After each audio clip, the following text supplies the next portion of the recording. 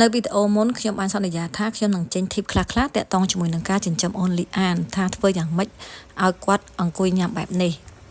ដូចនេះសូមតាមដានវីដេអូនេះរហូតដល់ចប់បើសិនជាកូនប៉ាម៉ាក់នៅតូចប៉ាម៉ាក់អាចយកចំណុចខ្លះៗទៅអនុវត្តនៅលើកូនប៉ាម៉ាក់បាននៅពេលអូនលីអានគាត់បានប្រហែលជា6-7 ខែគឺគាត់ចាប់ផ្ដើមចេះអង្គុយ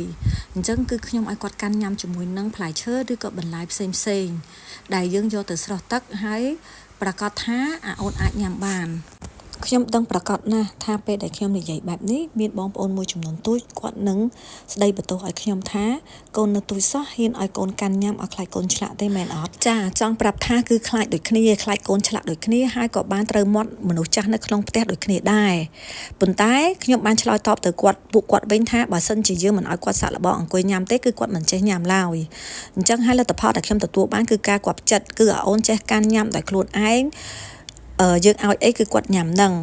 ដូចនេះប៉ាម៉ាក់ដែលចង់សាក់លបងឲ្យអូនកាន់ញ៉ាំត្រូវប្រកាសថាប៉ាម៉ាក់នៅក្បែរអូនជានិច្ចនៅពេលដែលគាត់កាន់របស់នឹងញ៉ាំ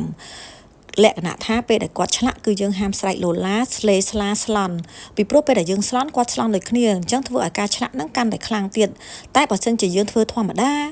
ហើយយើងប្រាប់គាត់ថាខ្ជាក់ចេញមកកូនខ្ជាក់ចេញមកកូនគឺគាត់នឹងចាប់ផ្ដើមរៀនខ្ជាក់អញ្ចឹងគាត់អត់ភ័យទេអញ្ចឹងវាទៅជារឿងធម្មតានៅពេលដែលគាត់ឆ្លាក់ឬក៏អីអញ្ចឹង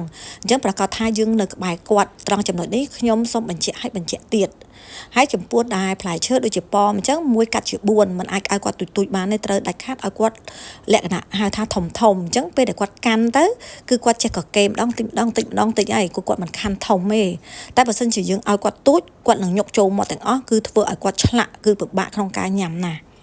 ចំពោះប៉ាម៉ាក់ថ្មីថ្មោងដែលមានចម្ងល់ឬក៏មាន